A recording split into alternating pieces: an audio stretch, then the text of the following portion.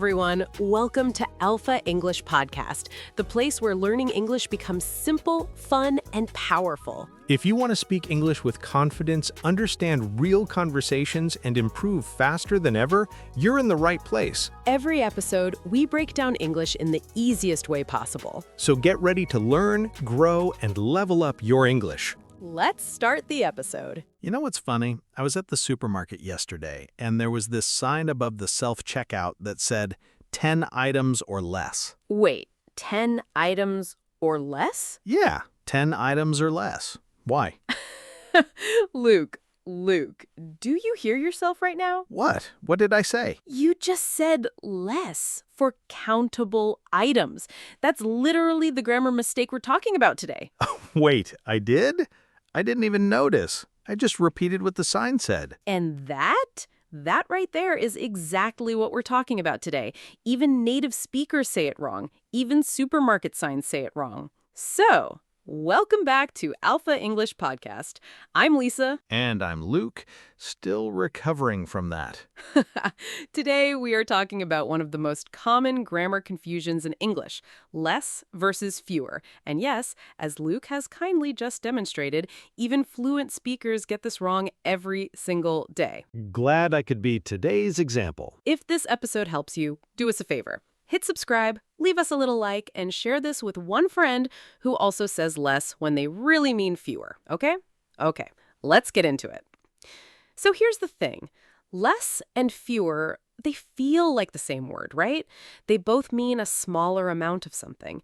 But in formal English and in good written English, they actually follow a rule. Right, and it's actually a really clean rule once you know it. Exactly. So here it is. Tip number 1, use fewer for things you can count. Use less for things you cannot count. Simple as that. Simple as that. So, can you count apples? Yes. 1 apple, 2 apples, 3 apples. So you say, I ate fewer apples today. Can you count water? No, not really. You can't say 1 water, 2 waters. Exactly. So you say, I drank less water today. That's the core rule. Okay, so just to lock that in, fewer for countable nouns, less for uncountable nouns. Perfect summary. But Lisa, can we give some more examples? Because I feel like people get the rule in theory, and then they go back to normal life and forget it immediately. Oh, totally.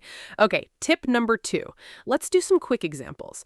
I'll say a sentence, and you tell me if it's correct or not. Okay, go for it. She has less friends than me. Oh, that feels natural, but friends, you can count friends, so that should be fewer friends. Yes, she has fewer friends than me. Correct.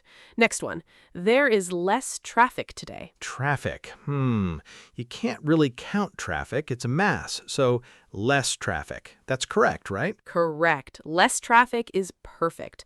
One more.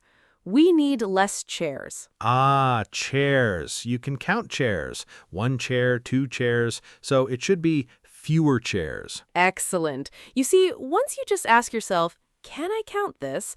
The answer usually comes easily. You know, I want to say something here, because I know some of you listening right now are going to go through these examples and still feel unsure, like you'll understand it completely in this podcast, and then tomorrow someone asks you something and you'll freeze, and you'll think, wait, was that less or fewer? And the panic sets in. That doesn't mean you haven't learned. That's actually what learning feels like right before something becomes natural. It's like when you first learned to drive. You had to think about every single thing. Check mirror, signal, brake, accelerate, and it felt overwhelming. But then one day you just drove without thinking. English grammar works the same way. I love that. Yes, the moment of confusion is not the failure. It's actually the moment right before fluency. Okay. Tip number 3, common mistakes and why people make them. Right, because even native speakers get this wrong. We should be honest about that. Completely honest. So the number one reason people say less for everything is it just sounds more natural in fast speech. Less people, less options, less mistakes. These flow really easily off the tongue. Yeah, fewer has that formal, slightly stiff feeling sometimes. Like if you say fewer people came to the party, it sounds almost official. Yes, like you're writing a government report about a party. Exactly. The party was attended by fewer individuals than anticipated. Okay, but here's the thing. In casual spoken English, native speakers use less for countable nouns all the time, and it's considered acceptable by many people. Right, but in formal writing, academic writing, business writing, IELTS, job emails, you want to use the correct form. Fewer for countable, less for uncountable. Exactly. Know the rule, then you can decide when to bend it. Okay, tip number 4. The famous grammar rule people argue about. 10 items or less. The supermarket sign. Oh, here we go. This is the one that started this whole episode. So, technically, items is countable. 10 items, 20 items. So grammatically, it should be 10 items or fewer. But almost every supermarket in the world says less. Waitrose says it, Tesco says it, Marks and Spencer says it, Really? All of them? almost all. And grammar people, and I mean serious grammar people, have been complaining about this sign since the 1970s. There are actual articles about it. People have been angry about a supermarket sign for 50 years? 50 years, Luke. English grammar people don't let things go. Honestly, respect, that's dedication. But here's the real takeaway from that. Just because you see less used incorrectly everywhere does not mean it's correct in formal English. Descriptive use and prescriptive rules are two different things. And for you, as a learner, knowing the rule gives you power. Absolutely. You can choose to follow it or not, but you should know it. Tip number 5, the easy test. Lisa, you want to explain this? Yes. So, whenever you're unsure, just do this. Replace the noun in your sentence with a number. If the number sounds natural, use fewer. If it doesn't, use less. So, less time. Can you say 5 times? Yes, 5 minutes, 10 minutes. So actually, wait. Careful. Time is interesting. You can say 5 minutes, which is countable, so fewer minutes, but time as a concept is uncountable, less time. The noun itself matters. Oh, that's actually a really important distinction. Fewer minutes because you count minutes. Less time because time in general is a mass noun. Exactly right. See? You got there. Can I just say something to whoever is listening to this while cooking dinner or sitting on a bus or lying in bed? Because I know you're out there. You might be thinking, why does this even matter? I communicate fine. People understand me. And you're right. But there's a difference between being understood and being confident. When you know the rule, really know it, you stop second-guessing yourself. You stop that little hesitation before you write an email or speak in a meeting. That half second of, wait, is that right? Just disappears.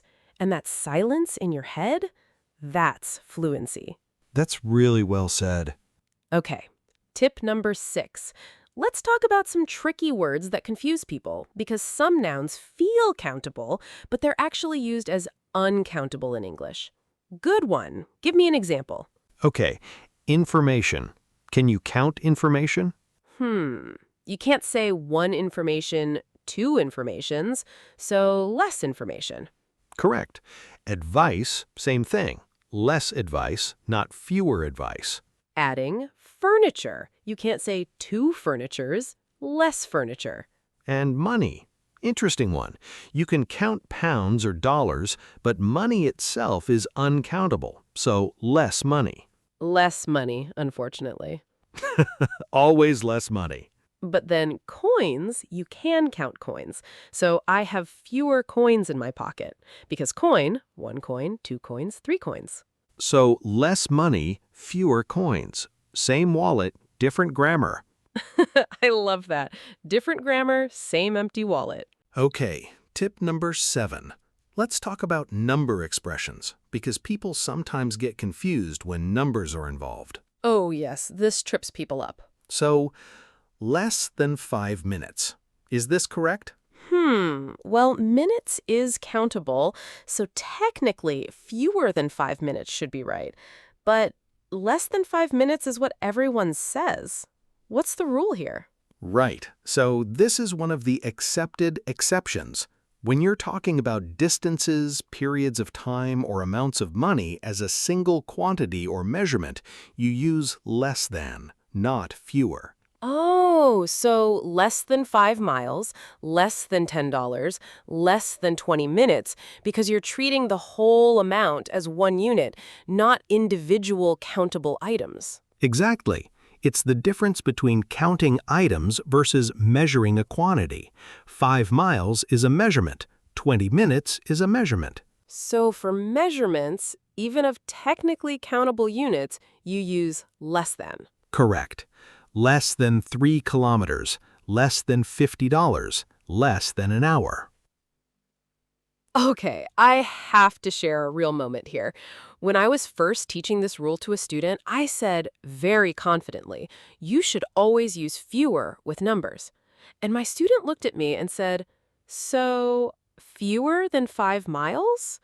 And I just stood there because that sounds completely wrong. And I had to immediately rethink everything I just said. So even teachers freeze up. Oh, absolutely. I had to say, great question. Let's learn this together. That's actually a great teaching moment, though. Being wrong in front of a student and working through it honestly, that's real. And I think that's worth saying. If you've ever felt embarrassed about a grammar mistake in front of someone, a teacher, a colleague, a native speaker, I want you to know something. The people who make mistakes and stay in the conversation, those are the people who actually learn. The ones who stay quiet because they're afraid to be wrong, they protect themselves, but they stop growing. The moment you say something imperfect and keep going anyway, that's the bravest thing a language learner can do. And it's also the most effective. That's really true. Okay, tip number 8. Let's do a quick real-life practice round. I'm going to give you sentences with a blank, and you, listening right now, you fill it in. Ready? Encouraging. Pause the episode, think about it, then press play, and we'll tell you. Prompting. Sentence 1. We have blank chairs than we need. Pause now if you want. Answer. Fewer. We have fewer chairs than we need. You can count chairs. Next prompt. Sentence 2. There is blank pollution in the city now. Pause. Answer. Less. There is less pollution. Pollution is uncountable. Next prompt. Sentence 3. She made blank mistakes this time. Pause. Answer. Fewer. She made fewer mistakes. You can count mistakes. 1 mistake, 2 mistakes. And if you got all 3 right, brilliant. If you got 1 or 2, also brilliant, because you're learning and you tried. That counts enormously. Okay, so let's wrap up with a clear recap, because I know some of you are going to save this episode and come back to it. Yes, let's do a quick summary. Tip 1. Fewer is for things you can count. Less is for things you cannot count. That's the foundation. Adding, tip 2, test it with a number. Can I say 1 in front of this word? Yes. Fewer. No. Less. Adding, tip 3, don't be fooled by signs or casual speech. Native speakers get this wrong often. Knowing the rule puts you ahead. Adding, tip 4, tricky uncountable nouns, information, advice, furniture, money, time. These all take less. Adding, tip 5, measurements and distances. Less than 5 miles, less than 20 minutes, less than $50. Even though units are technically countable, you use less for measurements. Adding and smiling, tip 6, bonus, when in doubt, pause, think, and ask yourself, can I count this? The answer will usually save you. Okay, before we go, I want to say something, and I mean this genuinely. Learning a language as an adult is one of the most underrated acts of courage I know of, because every lesson, every grammar rule, every moment where you're not sure, you're choosing to be a beginner again. That takes real humility. That takes real bravery. Some people spend their whole lives avoiding that feeling. You're here, listening, studying, practicing. That means something. Don't underestimate what you're doing.